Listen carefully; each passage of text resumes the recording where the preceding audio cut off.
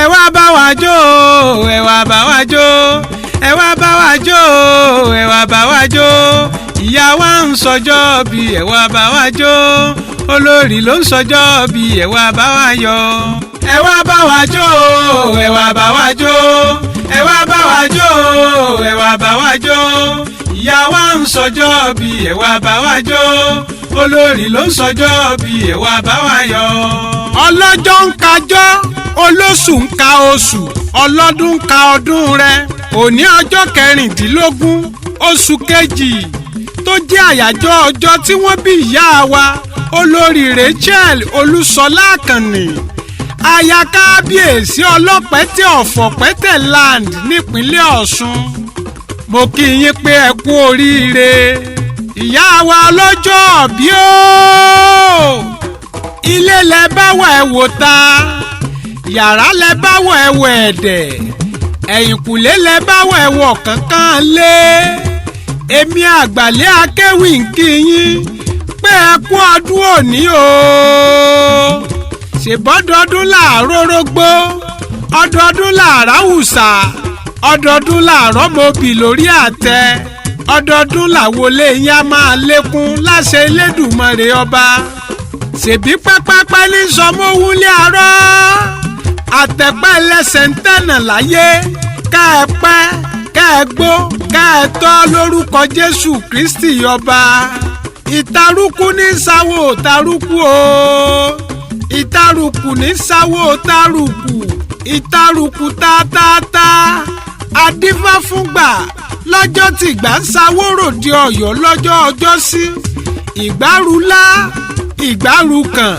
ìgbárùsù tàkìtàkì èèyàn ò ní wáyé ó mọ̀ nígbà láyé ìgbà yín lóde ayé àtúwábà lọ́la ayá rọ́bì lókè ìyá wa olórí Rachel Olúṣọlá Àkànní aya kábíyèsí ọlọ́pẹ̀tẹ̀ ọ̀fọ̀pẹ̀tẹ̀ land nípínlẹ̀ Ọ̀ṣun tí wọ́n tún jẹ́ ìyá àjọ fún gbogbo ilé ìjọsìn Christ Apostolic Church Ọláyẹmí district headquarter nílùú Òṣogbo ó yá o èmi àgbàlẹ̀ akéwì fẹ́ kì í lọ lé bàbá tó bí yín lọ́mọ ṣèbẹ́yìn lọ́mọ ìjàbẹ́ òkòyè kọ́lá ọmọ akógun akoto ẹ̀yin lọ́mọ èpè òjàmọ́kọ́ ọ̀rọ̀tì kàkà képèjà níjàbẹ́ òṣòlú dúdú làṣọ bàbá yín máa ń dúdú létí bíi kóró òṣìn ẹ̀yin lọ́mọ sísẹ̀bọ̀ bíi kóró mágbẹ ìkóró sẹ̀bọ̀ bíi kóró màlà àti ṣe àti kóró ni wọ́n mú jọ̀rùn lání rúkàyẹléere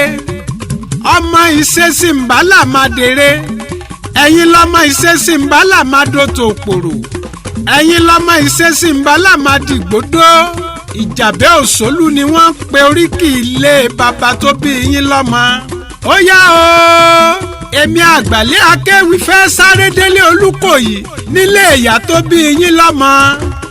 ẹ̀yin lọ́mọ Ìkòyí ẹ̀ṣọ́ ọmọ àgbọ̀nyùn ogun àjàwẹ̀yìn ló mẹ́sàn-án wù mí ogun ojoojúmọ́ ló mú kílé bàbá yín sú mi lọ Ìkòyí ẹ̀ṣọ́ ìgbọ̀fà lẹ́yìn gbangba wájú ni wọ́n fi gbọ́ta ọmọ Oníkòyí àkókò ẹ̀yin lọ́mọ àgbà tí ń yàrún ọ̀tẹ̀ ẹ̀yin lọ́mọ ogun lérè jọjà lọ Ìkòyí ọmọ apórógun jó Ìkòyí gbéra lẹ̀ odidi ogun tó lọ ẹ jẹ́ ń kì í lọ sí Ìrẹsà nílé bàbá wa kábíyèsí ọba ọlọ́pẹ̀tẹ̀ ọ̀fọ̀pẹ̀tẹ̀ láǹdì ṣebílé ọkọ yín ni àjèjì ará Ìrẹsà ọmọ abẹ́lé popọ́n ẹ̀yin lọ́mọ ṣe ni wọ́n ṣe nìní máa bí Ìrẹsà nú bọ́ọ̀lì òbúkọ ní máa ń yámọdé lára ọmọ bá dùn níyìn o dúdú lẹ̀gbọ́n pupa làbúrò ẹ̀yin lọ́mọ palapala bọ́lọ́kùnrùn pala bọ́lọ́kùnrùn bá kú tán wàá máa jogún tiẹ̀ mọ́ tiwọn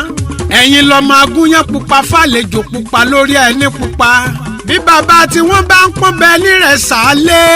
omi ni wọ́n fi ń pọ́n ti bàbá tó bí wọn lọ́mọ àmọ́ tí bàbá yín bá ń pọ́n bẹ nírẹ̀sà lé epo ni wọ́n fi ń pọ́n ti bàbá tó bí yín lọ́mọ ṣe bẹ́yìn lọ́mọ epo bá ń káre lémọdé arúka ìyá àwọ̀ ọlọ́jọ́ bí ó ẹ ti sọdún èyí ẹ ṣe tẹ̀mí láṣẹ Ọlọ́run ọba ẹni kú fọ́tayọ̀ lórúkọ Jésù Kristi. ẹ wá bá wa jó ẹ wá bá wa jó ẹ wá bá wa jó ẹ wá bá wa jó ìyá wa ń sọjọ́ bí ẹ wá bá wa jó olórí ló ń sọjọ́ bí ẹ wá bá wa yọ̀.